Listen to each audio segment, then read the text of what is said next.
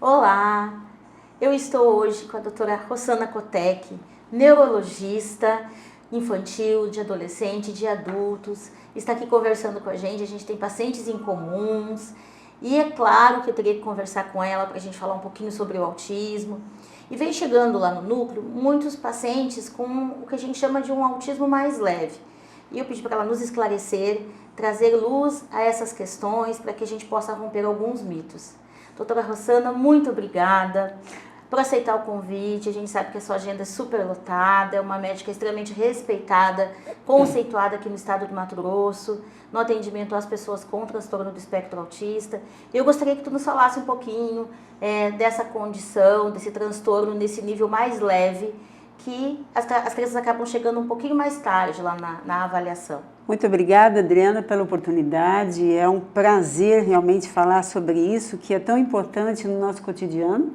E, assim, o autismo hoje em dia, como ele é entendido, ele abrange não apenas aqueles pacientes com um quadro mais grave, com maior comprometimento, com uma dependência de cuidados maior, mas também abrange aqueles pacientes que têm um quociente intelectual normal, mais elevado, que têm um desenvolvimento um pouco mais dentro do padrão, dentro do esperado, nos marcos de desenvolvimento, mas tem algumas peculiaridades, né? Tem sintomas diferentes, tem dificuldades pontuais, principalmente acometendo a socialização, às vezes o aprendizado, às vezes a comunicação, não especificamente a fala, né? A gente tem essa ideia de que no autismo existe sempre o atraso de falha de linguagem,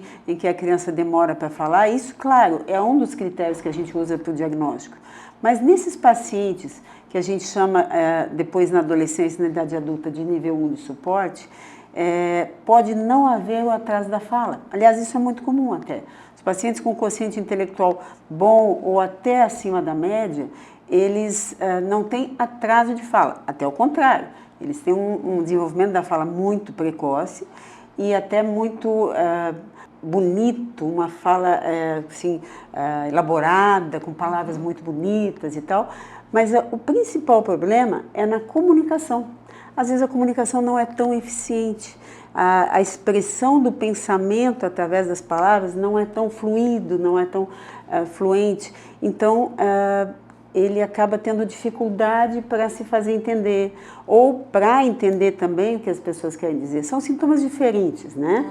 Então, às vezes o paciente chega com encaminhamento em que se percebe que algo diferente, né? O desenvolvimento está fora do padrão, ou tem sintomas na escola ou em casa, é bem mais tardio. Por quê? No começo tudo vai bem e alguns sintomas diferentes são atribuídos à personalidade, né, às características próprias da criança, mas com o passar do tempo a criança começa a ter prejuízo, não às vezes no aprendizado, embora isso também possa ocorrer. Mas principalmente assim, no convívio, na integração, na comunicação, no aprender as brincadeiras, ou por ser um pouco mais agitado, ou por ter alterações sensoriais também, né? E aí ele vem para essa avaliação, às vezes com uma suspeita de hiperatividade, déficit de atenção ou de ansiedade, e os pacientes são avaliados aqui no consultório, em que se percebe que há suspeita desse diagnóstico que atinge os pais e a família, de modo geral, de um modo muito mais intenso, justamente por não ser esperado, né? Exatamente.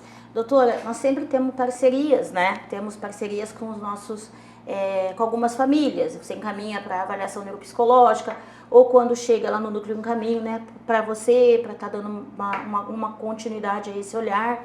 Eu queria que tu colocasse e explicasse para as famílias que nos acompanham, que estão sempre conosco lá no núcleo, o porquê que o médico neurologista, principalmente da infância e da adolescência, até mesmo do adulto, ele encaminha para uma avaliação, mesmo estando para ele claro ou já o diagnóstico, né? Qual a importância da gente tratar dessas questões dentro de uma avaliação neuropsicológica? A avaliação neuropsicológica é o grande aliado, na verdade, hoje em dia, não tanto só no diagnóstico, mas no acompanhamento do autismo, em qualquer um dos níveis, mas a gente diria assim, principalmente nesses pacientes de nível 1 de suporte, tanto a criança pequena e tal, mas o adolescente, a criança depois dos 7, dos 8, dos 9, o adolescente 12, 15, enfim, inclusive o adulto, porque cada vez mais chegam pacientes com outros sintomas, às vezes, em que você consegue detectar essas características do autismo no adulto. A avaliação neuropsicológica, ela pode mostrar para a gente, confirmar essa suspeita diagnóstica. Puxa, mas não é só a avaliação clínica, quer dizer, isso é necessário? Não necessariamente obrigatório, mas muito desejável, porque ele dá um respaldo para o médico, ele dá uma certeza, inclusive para o paciente, fala, puxa, eu fiz toda uma avaliação e realmente foi comprovado. Além disso, nas crianças e nos adolescentes, tanto nas crianças de nível 1, nível 2, nível 3, ele dá ele dá uma quantificação do quociente intelectual, em que isso nos ajuda, assim, a justificar as dificuldades, a justificar, puxa, ele está com a dificuldade no aprendizado. Às vezes as questões não são necessariamente só do autismo, mas também da dificuldade de compreensão do quociente intelectual um pouco limítrofe.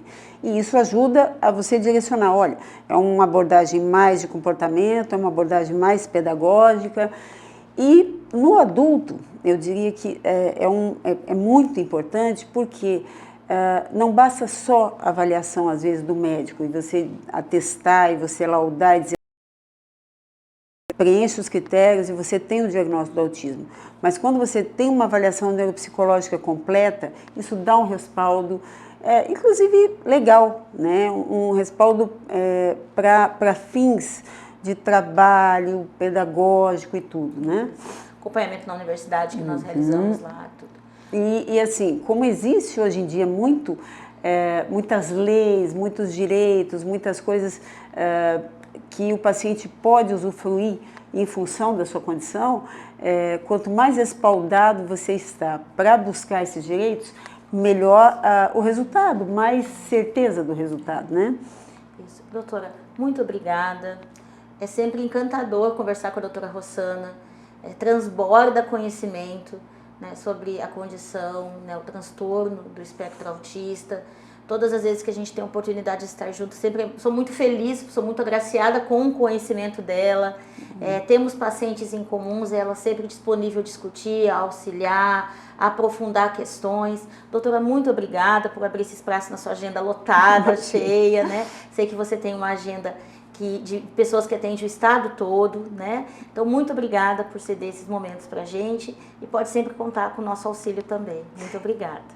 Igualmente, eu tenho que agradecer essa parceria também, desses feedbacks assim maravilhosos, dessas avaliações assim que complementam tanto o trabalho da gente, porque com isso você consegue oferecer ao paciente assim muito mais respostas, muito mais suporte e sempre pode contar e eu espero sempre contar também com essa ajuda. Com certeza. Muito obrigada, doutora. Obrigada.